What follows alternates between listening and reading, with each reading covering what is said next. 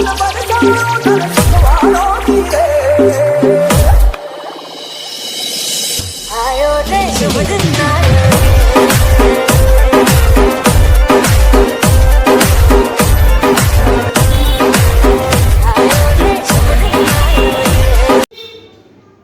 Friends, आपन को स्वागत मो चैनल को स्वागत आपन को। आज राति रे आमे गोटे ब्लॉग करिया को जाउछु कि भुवनेश्वर जति कि देवींगर मूर्ति हेची मुर्मयी प्रतिमा हेची आज ताकू आमे जी जीवा दर्शन करिया को। तो गोटे छोटो ब्लॉग आमे करिया को जाउछु। तो जदि आपण को भल लगे आपण आमको स्नेह प्रदान करेंगे, आमको भल पाइबा देवे। तो आमे संध्या जाए आमे अपेक्षा करिबा। संध्या हेले आमे जीवा सबु दुर्गा को आ तोरण दर्शन करिया पई। तो ठीक अच्छे, आपण अपेक्षा करंतु। आमे संध्या जाए आमे अपेक्षा करिबा, तापरे आमे जीवा दर्शन करिया को। सांग मैंने प्रथम आम आरंभ करिया सुंदर पदारू। प्रति वर्ष भाई ए वर्ष तोरण बहुत सुंदर होती। शंकर भगवान का थीम रे यह तैयारी होती।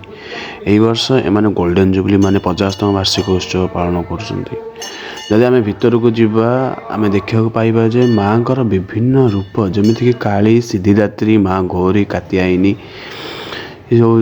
सब लगा जाइए दीपटे। आकर्षणमय देखा बहुत सुंदर मत देखा जाउची। मेढ़ मध्य बहुत सुंदर होती एवं यह चांदी रे मध्य तैयारी होती।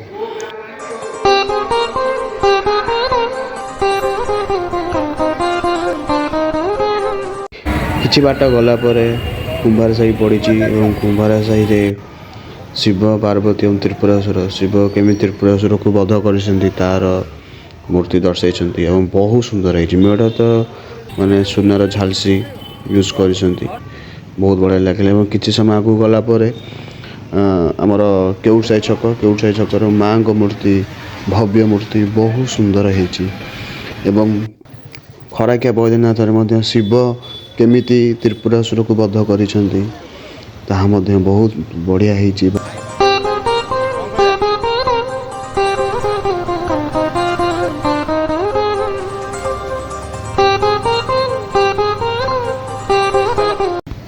सुंदर तृप्तिर अवसाद नहीं जेते देखुथिले नुआ दिशुथाई। बणिया साही रे तैयारी होइतिबा ई माँ को मूर्ति केते सुंदर लागुची। लाइट रे जो डिजाइन पड़ुची माँ को ऊपर आहुई मंत्र। ओम जयंती मंगला काली भद्रकाली कपालिनी दुर्गा क्षमा शिवा धात्री स्वाहा सदा नमस्तुते। इरा इलेक्ट्रिक ऑफिस पाखे थिबा ई मूर्ति आपन देखा पाइबे। सुंदरबद आखपाख अंचल जो माँ को मूर्ति है भव्यमय मूर्ति। अन्य जगह आप मूर्ति देखा पाइबेनी, कारण अन्य जगह तोरण को अधिक पैसा खर्च कर माँ को पाखे पैसा खर्च करना। बहुत बढ़िया है माँ को मूर्ति, केते सुंदर। आहा बढ़ेवा आड़ को गला बेलू आप देखा पाइबे श्रीरामंकर लाइट अयोध्यार दर्शन देखिए। बढ़ेवा होइतिया माँ को मूर्ति ता पूर्व थर गणेश एकाम्र राजा करथिले बढ़ेवा पूजा कमिटी एवं माँ को मूर्ति मध्य बहुत बढ़िया भाव में करिसेंती।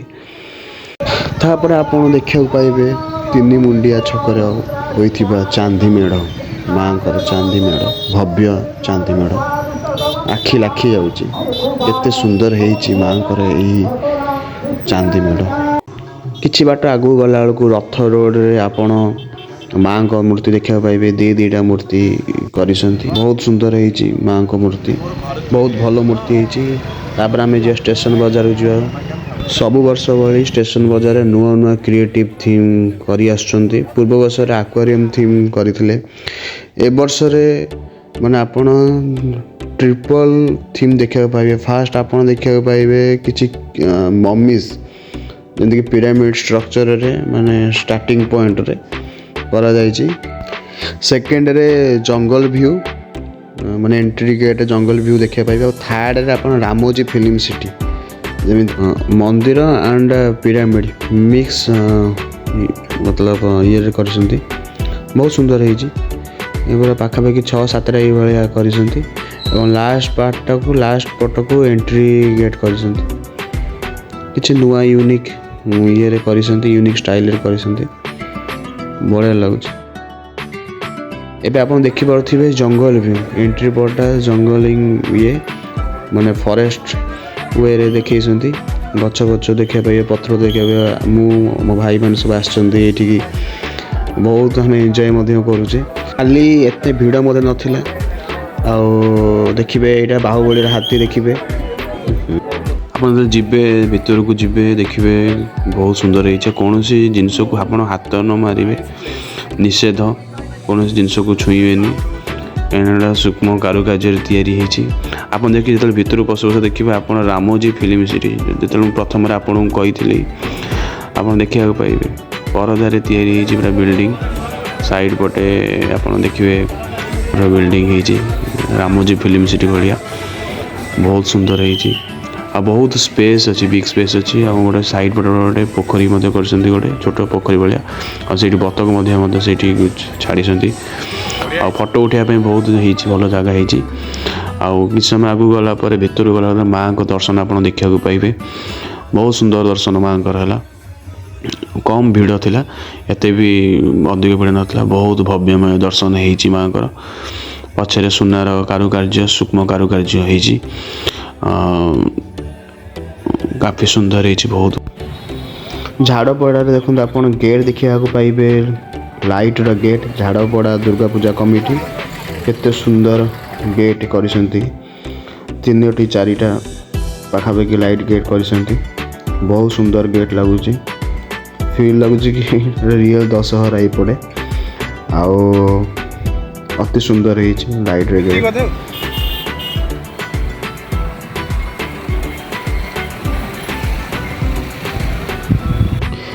ୱେଲକମ୍ ଟୁ ଝାଡ଼ପଡ଼ା ଦୁର୍ଗା ପୂଜା ସମିତି। ପ୍ରତିବର୍ଷ ଭଳି ଏ ବର୍ଷ ମଧ୍ୟ ବହୁତ ସୁନ୍ଦର ଭାବରେ କରିଛନ୍ତି, ଆକର୍ଷିତ ତୋରଣ। ଏପଟେ ଆପଣ ଯେତେବେଳେ ଯିବେ ଦେଖିବାକୁ, ଆପଣ ମୂର୍ତ୍ତି ତ ବହୁତ ଭିତରେ ରହିବ, କିନ୍ତୁ ଆପଣ ତୋରଣ ଗୁଡ଼ାର ମଜା ବହୁତ ଉଠାଇ ପାରିବେ। କେତେ ସୁନ୍ଦର ତୋରଣ ହେଇଛି, ତାଜମହଲ ଭଳି କରିଛନ୍ତି ତୋରଣ। ଆପଣ ଦେଖିବେ ଛୋଟ ଛୋଟ ଅରେଞ୍ଜ କଲର୍ ଦେଖାଯାଉଛି, ସବୁ ମାନେ ଦରବାଜା, କବାଟ। କେତେ ସୁନ୍ଦର ହେଇଛି, କେତେ ଦିନ ଲାଗିଥିବ ଏଇ ତୋରଣ ତିଆରି କରିବାକୁ। ଏବେ ଆମେ ଭିତରକୁ ଯିବା, ଦେଖିବା କେତେ ସୁନ୍ଦର ହେଇଛି। ଦେଖନ୍ତୁ ଏ ଚାରିପଟେ ମାଆଙ୍କର ବିଭିନ୍ନ ପ୍ରକାର ରୂପ ତିଆରି ହେଇଛି, ବିଭିନ୍ନ ପ୍ରକାର ଆକୃତିରେ ହେଇଛି। ଆଉ ଉପରେ ଝୁମର ଆପଣ ଦେଖିବାକୁ ପାଉଥିବେ, କେତେ ସୁନ୍ଦର ଝୁମର ହେଇଛି। ଆଉ ମାଆଙ୍କର ଭବ୍ୟ ଦର୍ଶନ।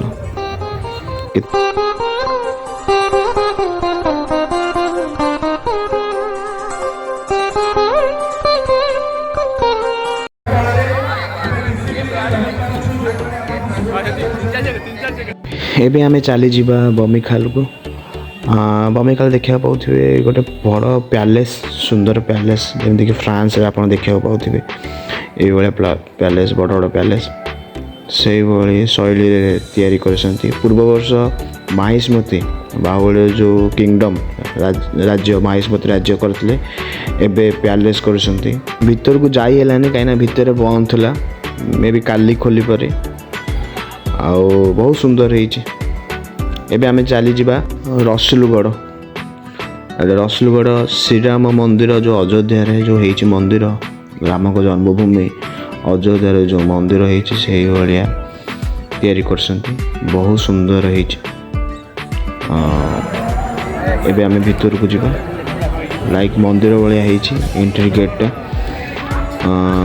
ଚାଲନ୍ତୁ ଭିତରଟା କେମିତି। ଏପଟେ ବି ଦେଖନ୍ତୁ ସେଇଭଳିଆ ଝୁମର ଲାଗିଛି, ବହୁତ ସୁନ୍ଦର ହେଇଛି। ଆଉ ମାଆଙ୍କ ମୂର୍ତ୍ତି ଆପଣ ଦେଖିବାକୁ ପାଉଥିବେ।